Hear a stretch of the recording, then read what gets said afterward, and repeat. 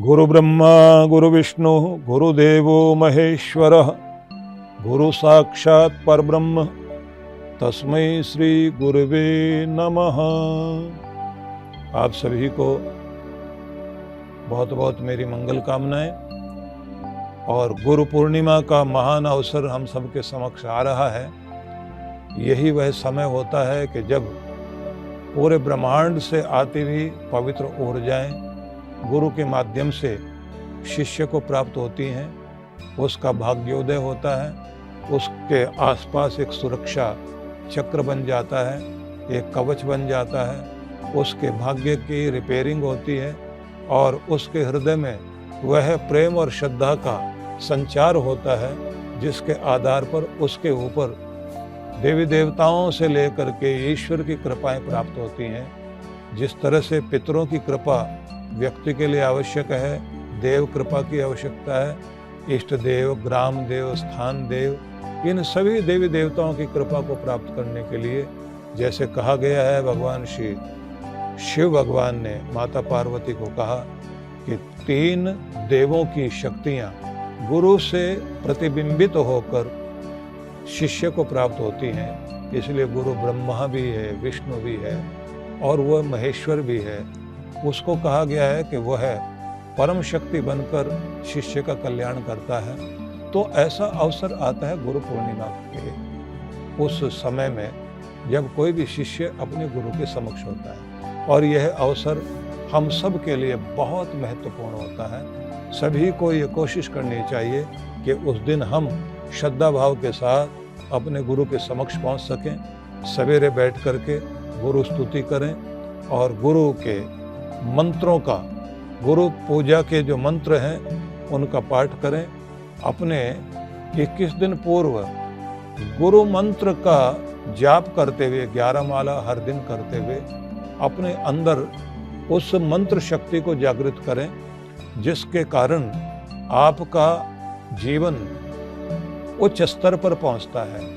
आपके पाप क्षय होते हैं, सौभाग्य जागृत होता है, आपका सौभाग्य जागृत होता है और आपके भीतर वह शक्ति आनी शुरू हो जाती है, जिस शक्ति के द्वारा आप देखते हैं कि चारों तरफ के जो संकट और बाधाओं के क्षण चल रहे होते हैं, उनसे बाहर निकलकर सफल होते रहने का आशीर्वाद आपको प्राप्त होता है। तो मैं ये निवेदन करना चाहता हूँ कि हर उस व्यक्ति को जो गुरु का शिष्य है, इस अवसर का लाभ जरूर लेना चाहिए।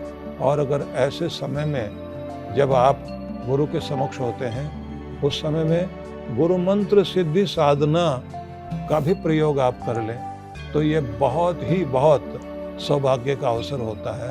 क्योंकि उस समय की गई मंत्र साधना, उस समय के गुरु के द्वारा दिए गए आशीर्वाद और उस समय जो भी चीज़ें करते हैं, उसका फल अन्य साधनाओं से दुगना चौगुना माना गया है। और ऐसे समय में अगर शक्तिपात का भी व्यक्ति को सौभाग्य मिल जाए, तो ये समझ लीजिए पूरे वर्ष में यही एक समय है जब गुरु का हाथ आपके सिर पर आए और वह गदगद भाव से आपके सिर पर हाथ रख करके आपको अपनी ऊर्जा देते हुए आपके सभी चक्रों के अंदर उस ऊर्जा को जागृत करे, कि जिससे आपके अंदर का साहस, आपके अंदर का धैर्य, आपके अंदर के निर्माण करने की शक्ति, आपकी सफलताओं की शक्ति, आपके जीवन में लोक व्यवहार की शक्ति, आपके जीवन में सुख और सौभाग्य के बढ़ने की शक्ति और आपके भक्ति से लेकर के ईश्वर की कृपाओं को प्राप्त करने की जो एक महान शक्ति होती है, जिसे भक्ति कहते हैं, उस सबको जागृत करने का अवसर आपको मिलता है जब गुरु की कृपा आपके ऊपर होती है। तो इसलिए ये ध्यान रख लीजिए कि सभी साधनाओं में गुरु के समक्ष बैठ करके मंत्र साधना करना, इसको सबसे उत्कृष्ट माना गया है। सभी लोग जानते हैं कि भगवान राम ने अपनी शक्ति को जागृत करने के लिए गुरु वशिष्ठ और महान ऋषि विश्वामित्र का सानिध्य प्राप्त किया। उसी के कारण उनके अंदर जो कुछ था, मतलब भगवान इस धरती पर आए मनुष्य की देह लेकर के, लेकिन उनको भी तो जागृत होने की आवश्यकता पड़ी ना। जैसे संदीपनी ऋषि के आश्रम में बैठ करके 64 दिनों की वह साधना जो संदीपनी ऋषि ने कृष्ण भगवान को कराई, जिसके कारण उनकी शक्तियां जागृत हुई और कृष्ण भगवान 16 कला पूर्ण अवतार के रूप में इस संसार का उद्धार करने के लिए प्रकट हुए।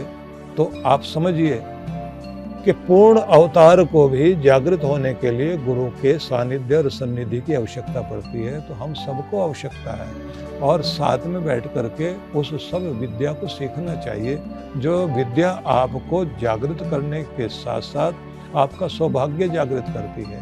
तो इस बार का ये अवसर बहुत महत्वपूर्ण है और सभी से मैं एक निवेदन करूंगा, 1000 काम छोड़कर गुरु के समक्ष जाने के लिए उस विशेष तिथि पर उपवास रखते हुए आप अगर सामने बैठते हैं और गुरु दर्शन करते हैं, मंत्र जाप करते हैं और गुरु के द्वारा दी गई विधि का प्रयोग आप करते हैं, हो सके मंत्र साधना भी आप कर लें, बहुत बड़ा कल्याण होगा।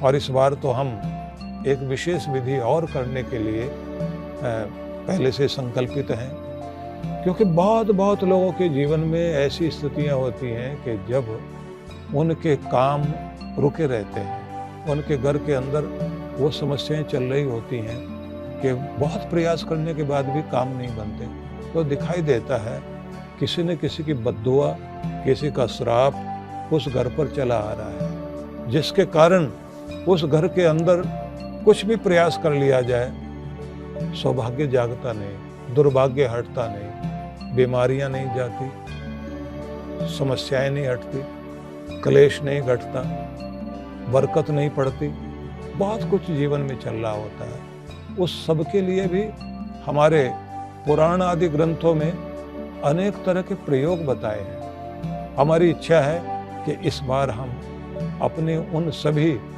मंत्र साधना के लिए आए हुए भक्तों को, शिष्यों को वो विधि भी कराएं कि जिससे शाप मुक्ति हो सके, बद्दुआ से आप बच सकें, माथे पर या जीवन पर लगा हुआ कोई भी ग्रहण वर्षों से चला आ रहा, उसे काटने के लिए क्या विधि प्रयोग की जा सकती है, वह सब भी हम कराना चाहेंगे। इसलिए इस बार का अवसर बहुत विशेष होगा।